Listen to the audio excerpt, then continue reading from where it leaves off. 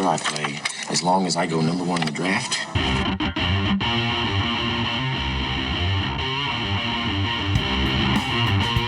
From the Erie Otters, Connor McDavid. From the London Knights, Mitch Marner. From the Western Hockey League's Brandon Wheat Kings, Nolan Patrick.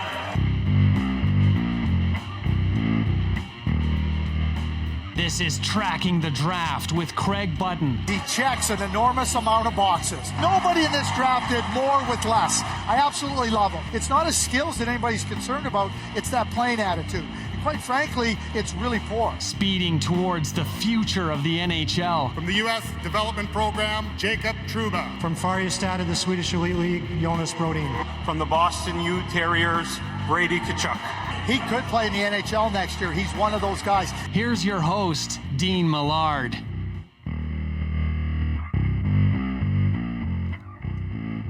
Hello there, and welcome to episode 22 of season 2 of Tracking the Draft with Craig Button, the director of scouting for TSN and the color analyst during the World Under-18 Championship. Craig Button will join us just very shortly. My name is Dean Millard, and this is where the stars of tomorrow are discovered and discussed. And as you would guess, we are going to have a U18 flavor to today's show. Brandt Clarke is one of the NFTs we'll be discussing. Ruby ISS winning a bidding war for him, $300. You might think that's high, but when he goes top 5, it's going to pay off for Ruby ISS. Continuing on, Simon Edvinsson of Sweden. A couple of penalties so far in 2 games at the U18. Spitfire Scouting owns this NFT, purchasing him for $110. We get into a couple of Russian players. Fyodor Svechkov for the U18 team. Just $20. I'm going to guess that was a listing by Ruby ISS. That's pretty impressive. To get a player who is, as Craig is going to describe, just a terrifically all-around player.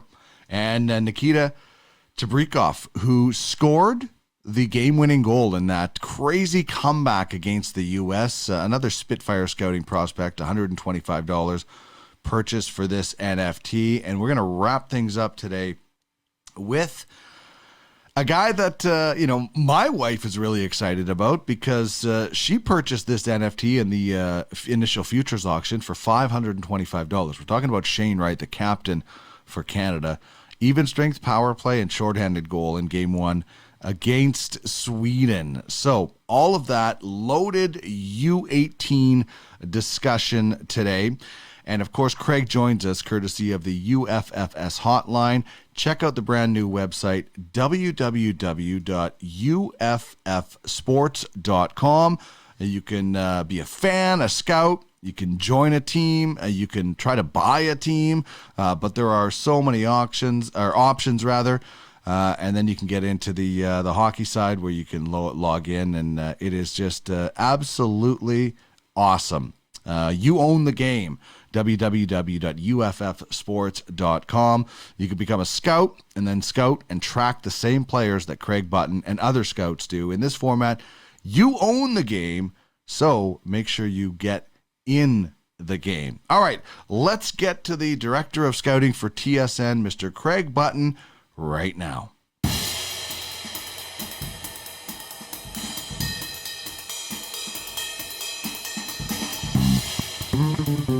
Here he is, the director of scouting for TSN, former GM of the Calgary Flames, and a Stanley Cup champion with the Dallas Stars.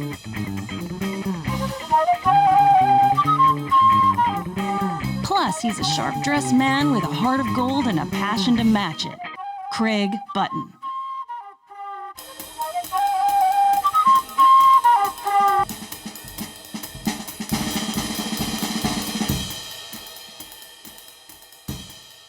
Craig joining us from the Lone Star State in Texas, where the World U18s are happening. And of course, a couple of really exciting days. A lot of goals in the first couple of days, Craig. And I wonder, with the season, the year, the lifestyle we're in right now, how impactful for some players is this U18 tournament going to be because of the limited viewings this year?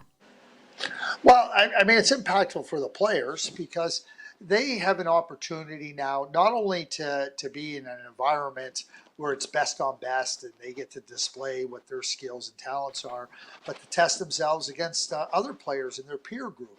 And for the NHL personnel that are watching and trying to get as much information and try to, cull as much confidence as they can by watching these players, because ultimately they're going to have to make a decision on who they select. And, we can look at it and say, this guy has skill or this guy has skill, or we want this type of player.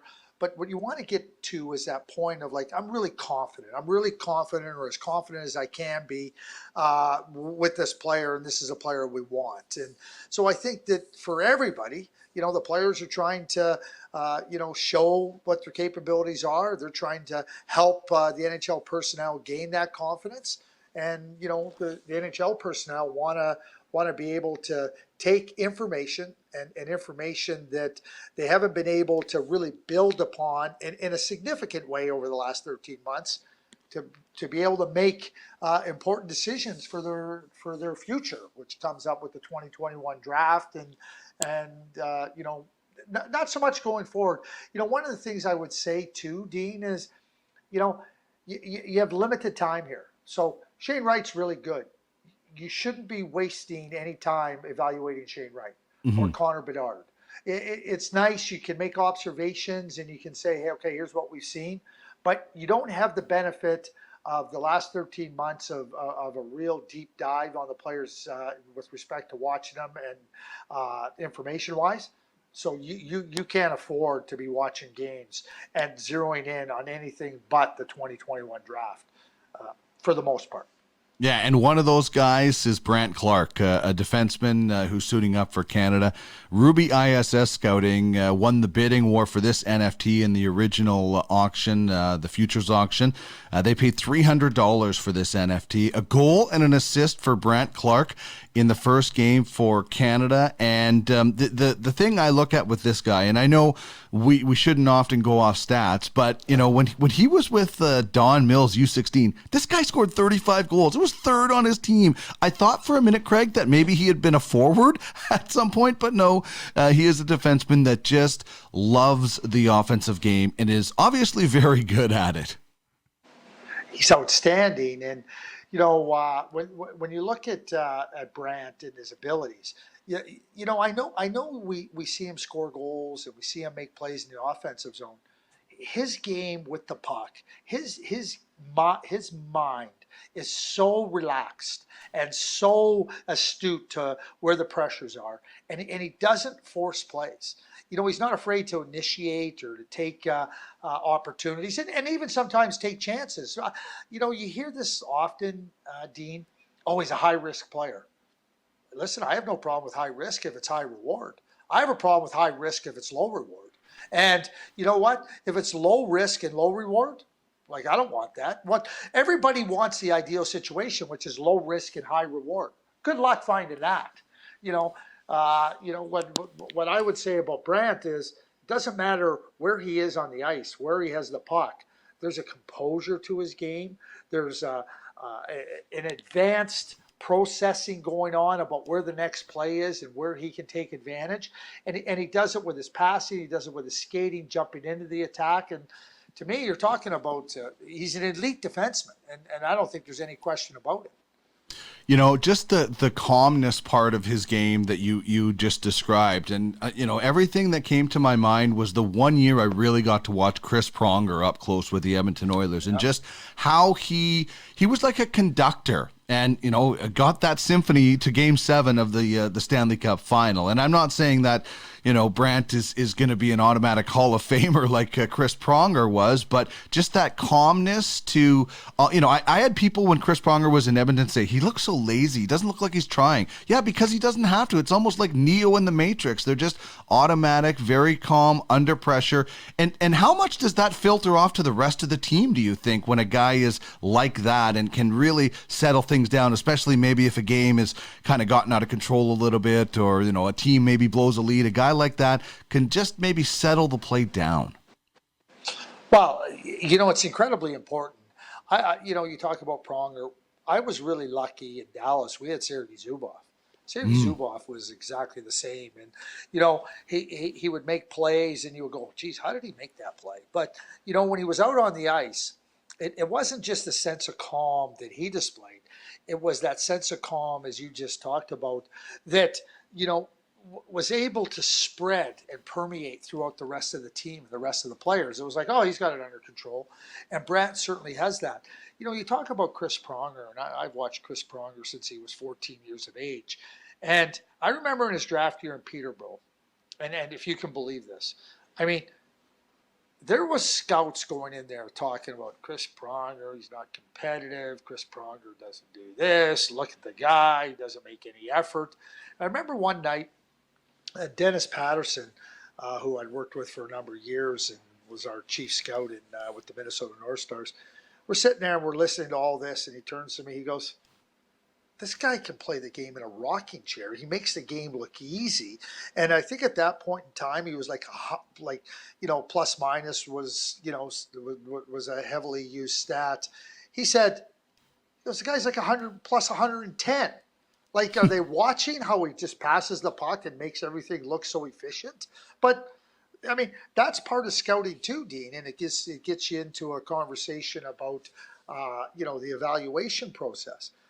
It's great to watch a player dipsy, doodle, and dangle, and flash and dash, and every player is different, but you don't have to be racing up and down the ice end to end, toe dragging everything to be a good player. But that's what catches the attention of scouts at times. And then scouts go and make assumptions, and they look at a player. Oh yeah, he's not competitive. No, he is competitive. And one of the things that I've always said, you cannot measure mental effort. You cannot measure it. But how it is measured is in the sense of calm and in the sense of assuredness that a player is on the ice. And more than that, like, how many times do they just always make the right play? That was Chris Pronger. Like Chris said, and so again, like, it's great. Like, watch the flash and dash. There's a lot more to the game than flash and dash. And this is a true number one defenseman, and we said a number one defenseman plays in every situation, but there are different kinds of number one defensemen. There were guys like Larry Robinson, who you didn't want to go in the corner with, Chris Pronger, who you didn't want to stand in front of the net with, and then guys like Niedermayer, Zubov, who, weren't overly physical, but still defended really well. Where does Brandt Clarke fit? Is there a real physical edge? He's got some decent size, or does he just defend with kind of his brain and his body and angling? Where's that sort of skill set with him?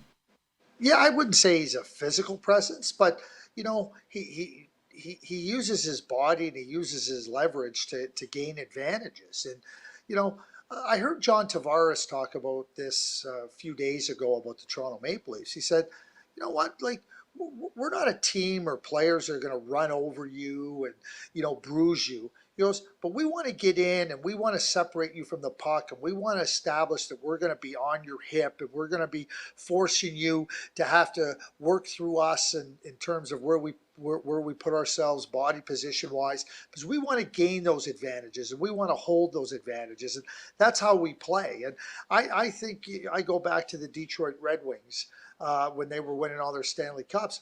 I remember one night being in Calgary, and it was a playoff game, and Nick Lidstrom, all he did was get into the way of somebody, turn, get the puck, and go the other way. He did it like dozens of times. And at the end of the night, I remember looking at the summary sheet, and it had Nick Lidstrom with 0 hits on the night. And I was laughing because I was thinking, like, this is hilarious. All he did was just get in the way, kind of work his way in perfect position, take the puck away from you. Like, but it shows up as 0 hits. Like, the effectiveness and the efficiency of Nicholas Lidstrom was unprecedented, really, when you think about it. Niedermayer was the same way. They were stealth, and they just took the puck away from you. You didn't even realize you didn't have the puck anymore. They got in your way, you didn't even realize it, right? So I think that's the way that defense is played a lot more. The world of Scott Stevens, thundering through the neutral zone with big hits, just doesn't exist anymore. The players aren't trained that way. The game doesn't demand it that way. I think it works more in the way that John Tavares describes it, and the way Nicholas Lidstrom played the game. the way Scott Niedermayer played it. Two different types of players with respect to their skill set, but their effectiveness was done in making it look easy. And I mean making it look easy. Man, one of the most favorite NHL games I got to watch. I don't remember the score or anything, but when Trish used to work for Aquila, we would get seats sometimes if seat filling for a camera spot. We sat front row, right up against the glass, Detroit Edmonton, and watched Detroit in the defensive zone for 2 periods. Watching Nick Lidstrom in that game was like I was at a ballet or a concert, a symphony, because like I said, how Chris Pronger did it. Just watching Nick Lidstrom do that, just like you said, without crashing anybody into the boards. It was easily one of the my most favorite viewings of an NHL game. So I'm really glad. I'm glad you brought that up. Let's talk about another Swedish defenseman now, and this is Simon Edvinsson, a defenseman with the Swedish U18 team. Spitfire Scouting purchased this NFT for $110, and he had a couple of penalties in 2 games so far. Sweden had a tough one yesterday against Canada, obviously, but were there things that still impressed you about Edvinsson's game? Yeah, I mean, you lose 12-1. It's hard to talk about, being impressed. But, he's such an elite skater. And, that skating allows him to really gobble up space that he wants to try to get if he's carrying the puck or trying to beat pressure. But also space he takes away from opponents because that agility, the footwork, the pivoting. I mean, he's able to get right in on you. And then because of his length and his reach, makes it really, really difficult to operate because you just don't have a lot of space there. So, those are the things, I'm watching with Simon, and, whether you're losing, a game or you're winning a game, you can still watch for those things. And I think for sure, Simon displayed those things. I think the biggest thing with Simon is you're going to have to make an assessment on where you think his offensive game can go.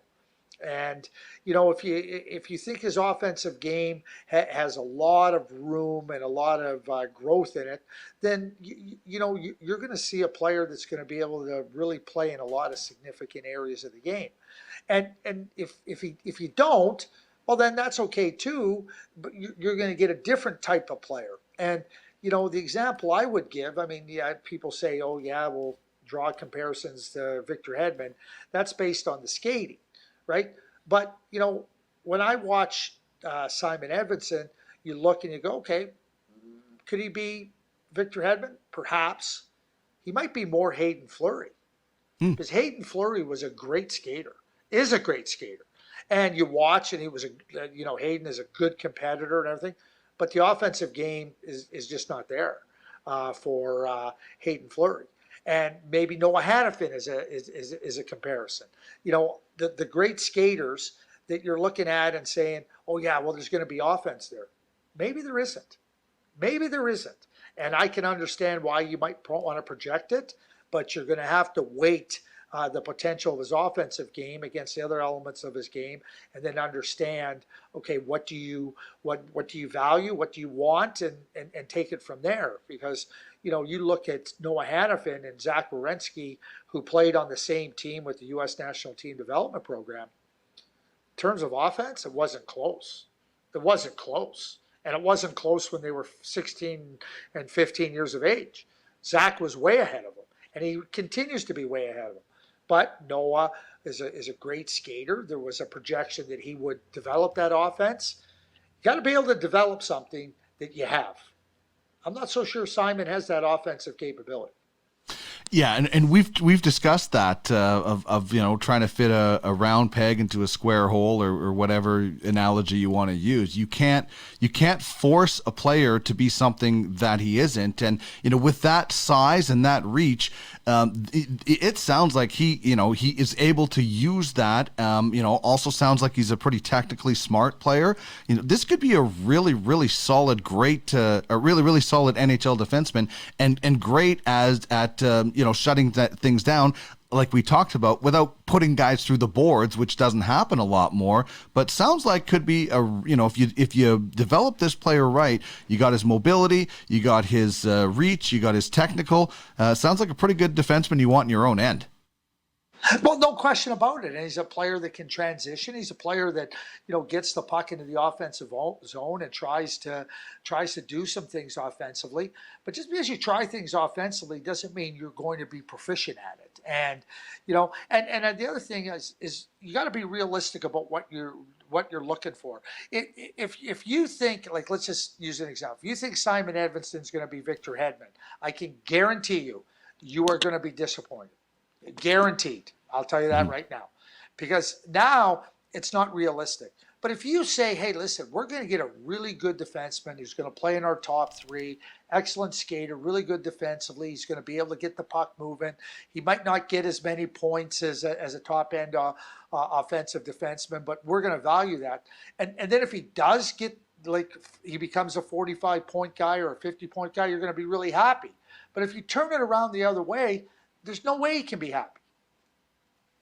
Yeah, and just because just because a guy maybe doesn't show up on the score sheet as an assist doesn't mean the way he transports the puck, skating it, passing it, isn't really valuable for that team, because somebody's got to get the puck up the ice and into the offensive zone. And sounds like certainly he can do that. All right, let's jump to Team Russia now, and talking about Fyodor Svechkov, a forward who has 2 goals, 2 assists in 2 games. That wild game that Russia had with the U.S. And what a find for Ruby ISS Scouting, listing this player, I believe, for $20. Very, very impressive. Could be a nice payday. What's caught your eye about Svechkov at this tournament?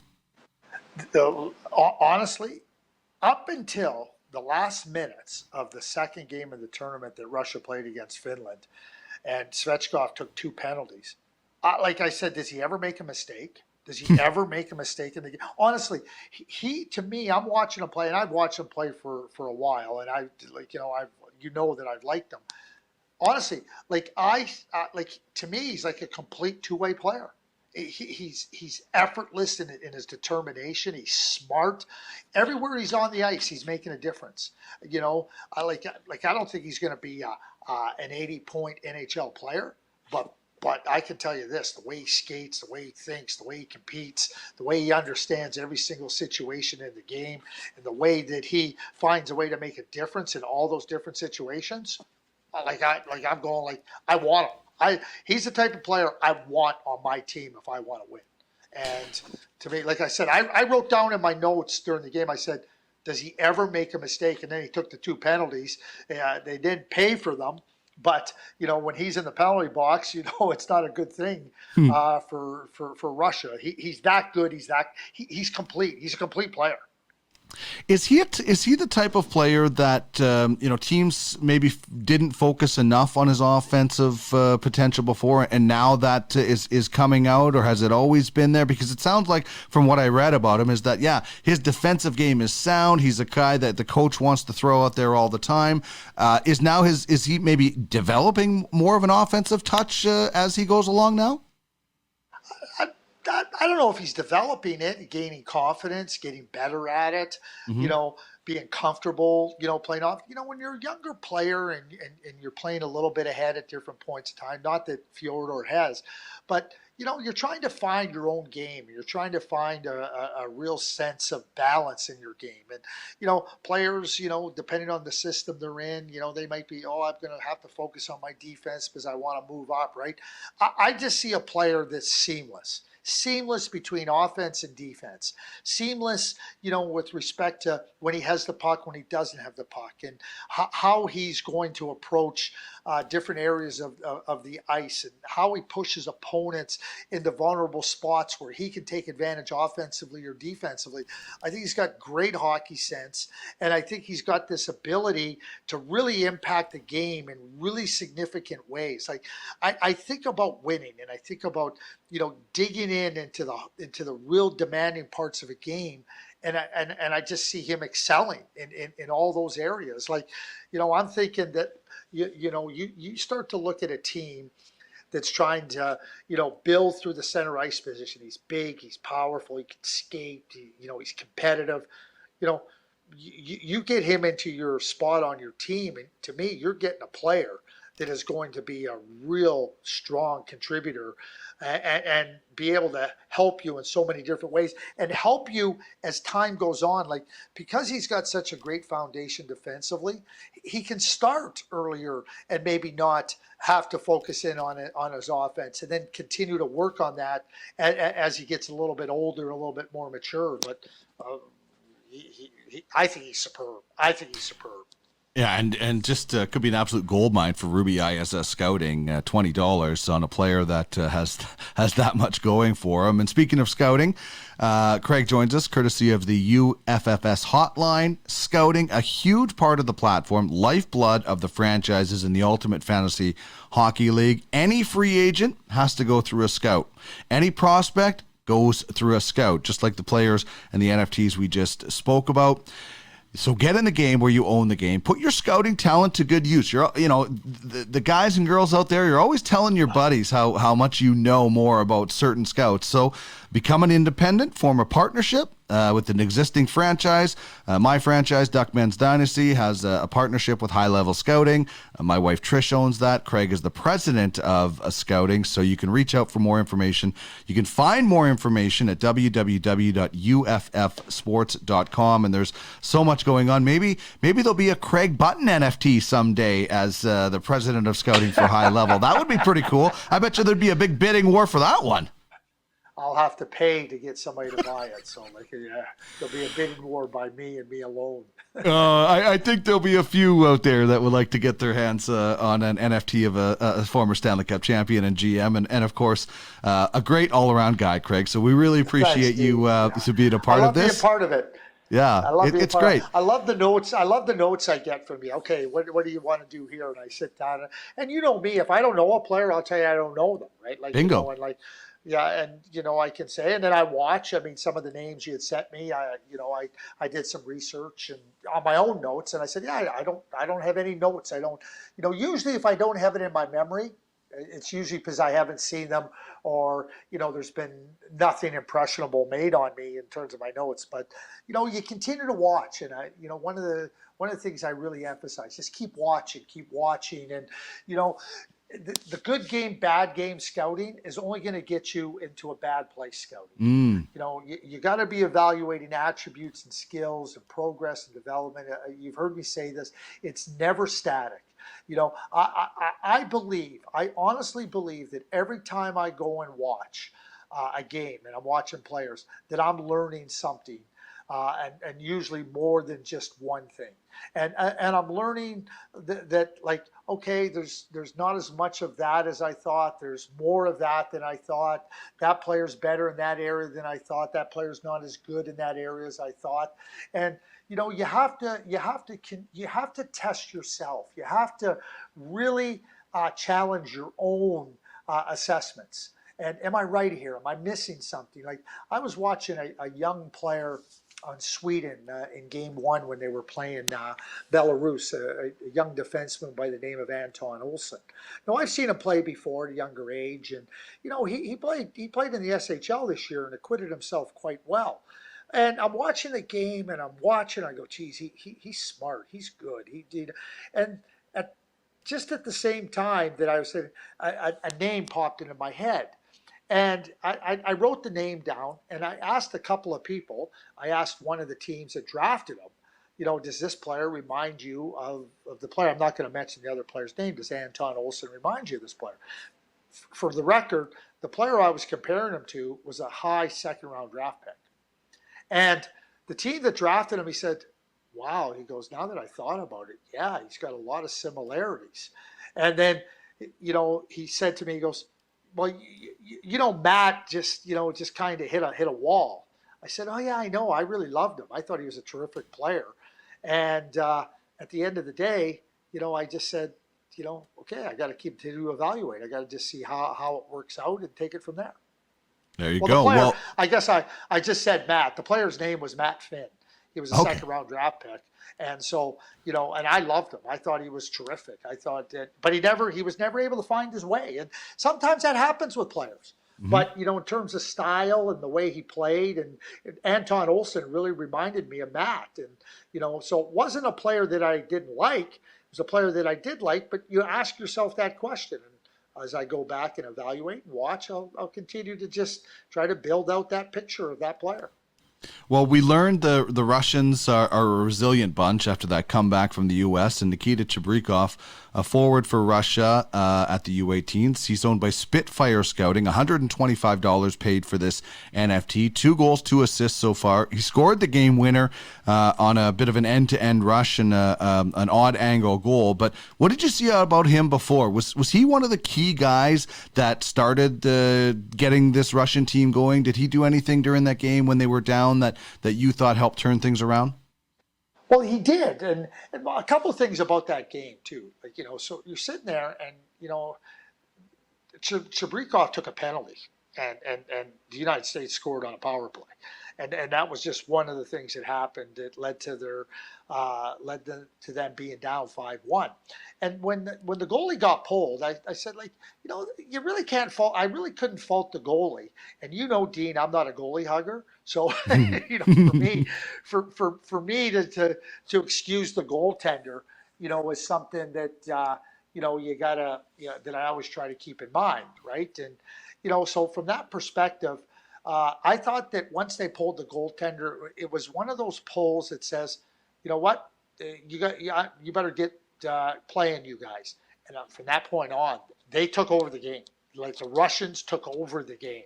They physically, skill-wise, they owned the game. I'm watching it. They made it 5-2. Chibrikov scored the third goal. I believe it was the third goal on just a quick play. The hands were magnificent. So when you talk about he takes a penalty, gets him in the hole, but he's so gifted that he was able to be a big part of getting them out of the hole and ultimately winning. But they took that game over, and I really said, I had no doubt they were going to tie the game. Now you get into overtime or whatnot, you might be a bad break, but they won that game. And you talk about that odd angle goal. If you go back and you watch it, Chibrikov is moving quickly. He's got magic hands. He has got magic hands. And so when he sees an opening and the goaltender gives just a little bit of a sight line to where that opening can be, Chibrikov can nail it. Other guys are going to hit you in the pad. Other guys are going to hit you in the arm. Not Chibrikov. He knows where the hole is. He finds the hole, and boom, it's through you before you know. He's got an exceptional release too. So he doesn't give the goaltender a real good read on where that shot's coming from. So if you give him an opening, he's going to take advantage. You think top half of the first round for this guy? I mean, that kind of skill certainly shouldn't be ignored, and teams should learn from the size and the hands and the shot. It reminds me a little bit of Kucherov, a little bit, to be honest. And I haven't watched him a lot, but do you think he's top half or bottom half of the first half or second half of the first round? Yeah, that's a tough question. Honestly, I'm not trying to. I mean, the skill is really good, and. You think of Tarasenko. I think about Vladimir Tarasenko, and where did he go? 16th in the draft, I believe, somewhere in there. So that would be right at the midpoint, right at the end of the first half, and right before the beginning of the second half of the draft. So, I would say there's a range of where he goes in that part of the draft, and but again, I talk about players that what is your identifiable skill? What are your attributes? What are your strengths? And, what are you getting when you're trying to get these players into your group? To me, that's what you got to be able to celebrate. If you want an exceptionally skilled player, he's competitive and he can, as you point out, he can finish the plays rather quickly. If that's what you want and that's what you want to celebrate, then I have no question that he is a player that you better jump all over. Yeah, exactly. Not a guy that you should be thinking is going to keep slipping and then you can grab him later on, exactly. Right? All right. Well, speaking of celebrating, this guy celebrated 3 times yesterday, Shane Wright, and he is Obviously a guy for the 2022 draft, and there he is, high-level scouting. Trish won the bidding war. It was a great celebration for us that day when she eventually won this bidding war for $525. Looking forward to the 2022 draft. And how about that game yesterday? Even strength power play, shorthanded goal. I mean, that was, I asked you last week about a slow start. Well, egg on my face for that one. But that was the perfect resume of a complete player is, not only scoring goals in 3 different ways, but, just being in 3 different situations like that. And, people are going to be wowed by the offensive numbers, but tell me more about the complete player that Shane Wright is. Well, so the offensive numbers are what they are. And, they're all, you go to look at the stat sheet, it's all there. And he's been a very prolific offensive player for a long time. So that should come as no surprise. So you think about the first goal, and it's on the power play. And he gets that puck. Brandt Clarke gets to the middle of the ice. And if you watch, Brandt Clarke is trying to keep the puck in. It's not a clean puck at the blue line, but Brandt Clarke's hands are so good that he not only gets the puck, keeps it in, but he gets it settled down. Well, at the same time that Shane Wright is watching Brandt Clarke, he's also getting himself into a really good spot where he can get the pass, and it makes it a little bit easier on Brandt Clarke. So now the puck comes over to Shane Wright. He's prepared himself, and now he's got room to move. Right? He comes off that left wing dot, gets to the dot, sees it, bang! It's in the net. But he's allowed himself that opportunity because he gets himself in a position to receive the puck, and now he's got room to work with. So that's just the mind, where he understands the game spatially and where he understands how to take advantage of passing lanes and making sure that he has the space to operate. The second goal, his former Don Mills Flyers line mate Brennan Othman is on the rush, and he takes a big hit from the Swedish defenseman. Yeah. But as the hit comes, where is Shane Wright coming right in below, above the puck with speed, picks up the puck, and it's beyond the goaltender before he can bat an eyelash. Beyond the goaltender.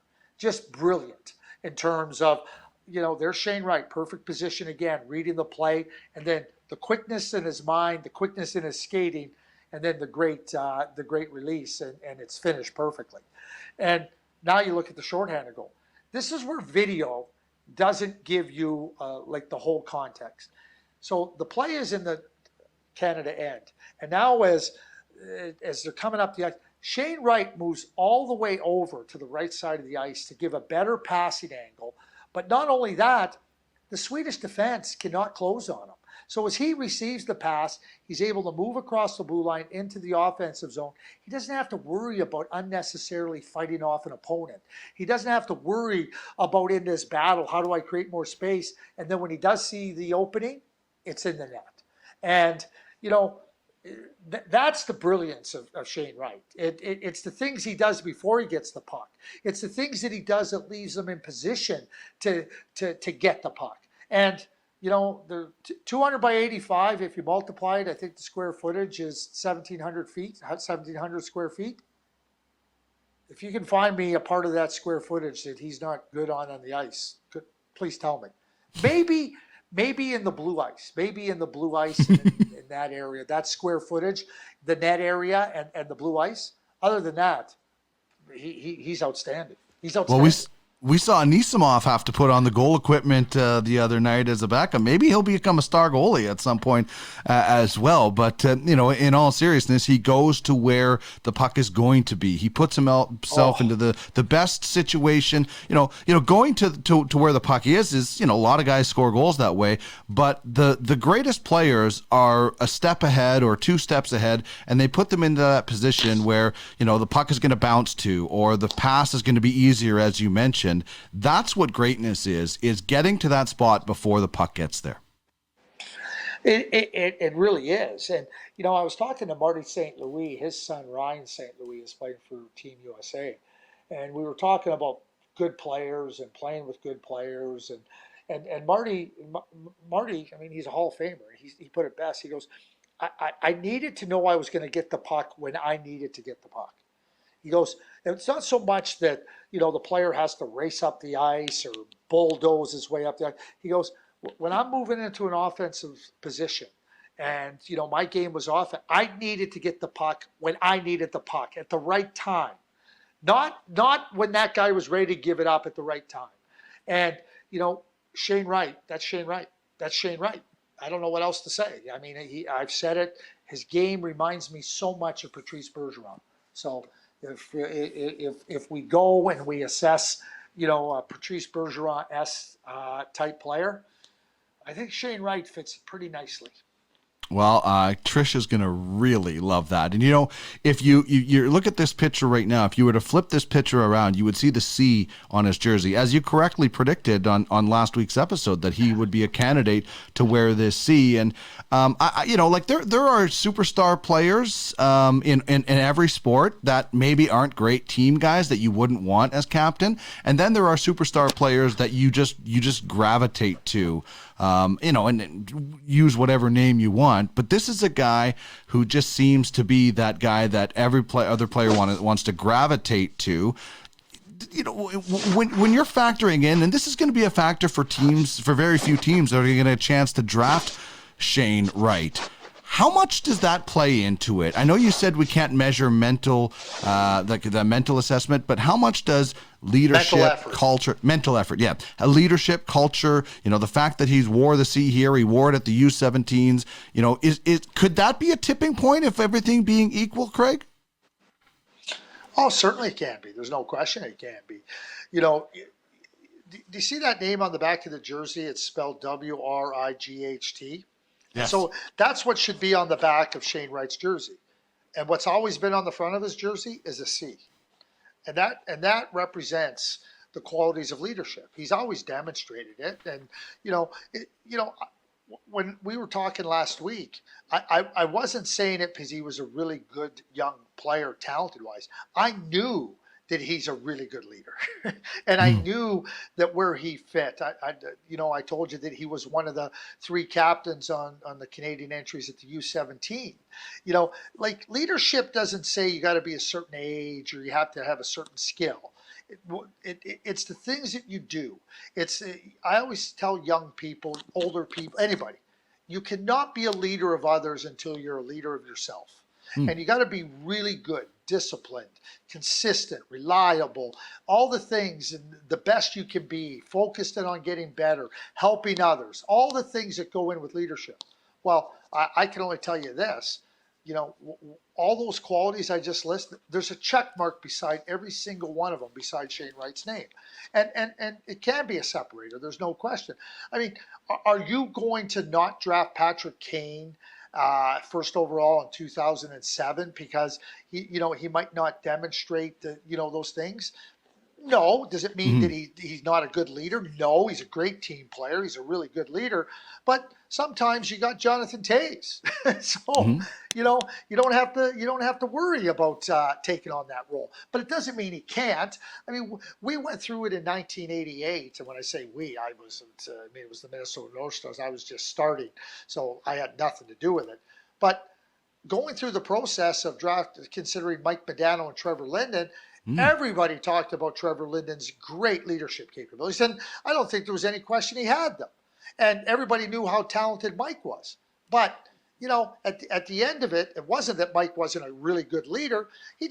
Trevor just had that a little bit more. But Mike was a way better skater and had a way better shot and was way better offensively, right? So, you can try to differentiate. It's about understanding, what do you want? I keep going back to this, what do you want? And Trevor Linden was terrific. He had a terrific NHL career. Mike Modano's a Hall of Famer. That doesn't lessen Trevor Linden. But for the Minnesota North Stars, it was about Mike Modano and, the qualities that he had. And Mike was terrific. There's nothing wrong. But Trevor, at 17 years of age, he was one of those natural leaders that had been thrust into a position where it was very clear how good he was. And on a successful program as well. Okay, tonight, Canada Latvia. Obviously, a bit of a blowout in game one, kind of expectations for tonight. And how important is it, you don't have to celebrate every goal like it's the first goal you ever scored, but how important is it to not, for Canadian players, if the game gets out of hand, you still have to keep pushing because there are important people watching. So while you don't have to celebrate every goal, how important is it to play until that final buzzer as hard as you can in what could be a blowout situation? Normally, guys are taught, okay, let's take the gas off. What's that like in this tournament? Well, what I would say to you is this. Okay, so to your point, number one, the players are trying to demonstrate their capabilities. Every player wants to put their best foot forward. They want to be drafted high. So you got to go out there and show everything you can. Secondly, for Team Canada, it's about details. They're going to play Latvia, Switzerland, and Belarus. So there's no question in my mind that they're going to win those games and they're going to. But now you got to get prepared for Monday. Monday is their quarterfinal game, and they're going to be either playing the USA, Russia, Finland, or Czech. You better have the details of your overall game in place because you're here representing a team, and the goal is to win and compete, and win the gold medal. And certainly Canada is capable of doing that. Working on the details, and then making sure that those details that are important for the team are also in place for you. Don't start trying to be something you're not just because you think it might be a little bit easier. Because number one, it's not going to represent who you are as a player. And number two, it might come and haunt the team down the road. Don't let the first affect the second. Great advice as usual. We'll be watching you and Muddy on the broadcast tonight at 7 p.m. Mountain Time, 9 p.m. Eastern, as Canada takes on Latvia. And then we'll chat next week as well. Thanks as always, Craig. Enjoy the game tonight. I will. Thanks, Dean. You have a great day. This is a serious message. Craig Button joins us on the Ultimate Franchise Fantasy Sports Hotline. Become a scout and make money while providing prospects to the Ultimate Franchise Hockey League. What you talking about, mister? Pay that man his money. I'm your huckleberry. Check out the details at www.uffsports.com. It's serious. I like it a lot. I said we got a winner. UFFS. You own the game.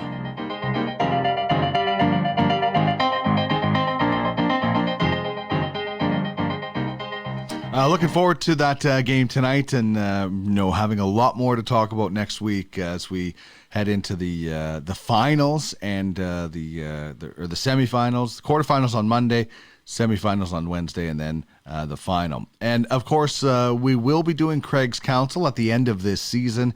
That's where Craig gives us story time and scouting tips, and your questions get answered. If you have a question that you want to know the answer to, whether it's about how to scout a player, what to look for in a player's shot or skating or anything like that, you can submit that. Or if you just want to know a story about maybe a player that Craig would have scouted or drafted as a director of scouting with Dallas or as a GM in Calgary or just anything else, there's so many good characters out there, and Craig has a million stories, so we'll never run out. But if you do want to get in touch, it's trackingthedraft@gmail.com, and we'll add it to the list of topics that we have already. We have quite a few questions that we haven't been able to get to from the last two episodes like that, but we try to do it midway through the season and at the end of the season, and this is season 2, so we have one more coming up. Thank you so much for watching or listening, wherever you do get your podcast. We appreciate it. Obviously, you can leave us a review. You can let us know what you think. Subscribe. If you're watching on the UFSN YouTube channel, it's just a click of the subscribe, hit that bell, and you get a notification every time we put out an episode. But wherever you're listening, thank you very much for doing so. And please let us know what you think of the show.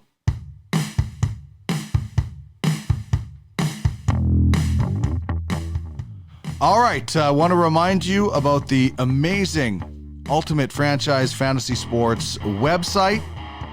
There is so much going on there as well, just like there is at the Ultimate Fantasy Sports Network, the UFFS podcast every second Sunday. We got a great one coming up this weekend.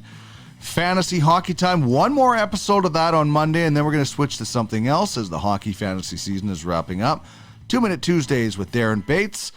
This show, obviously on Wednesdays with Craig Button, and UFHL Now on Friday. And we've got some really cool shows coming out as well. If you'd like to get in touch with me on this program and join the show as an advertiser, Tracking the Draft at gmail.com is where you can do that, and you can find some more amazing shows on the Ultimate Fantasy Sports Network YouTube channel. For my shows and past episodes of Tracking the Draft, check out podcastalley.ca. The stars of tomorrow discovered and discussed there. Big thanks to Craig Button. Have a great week in fantasy, everybody. We'll talk to you later.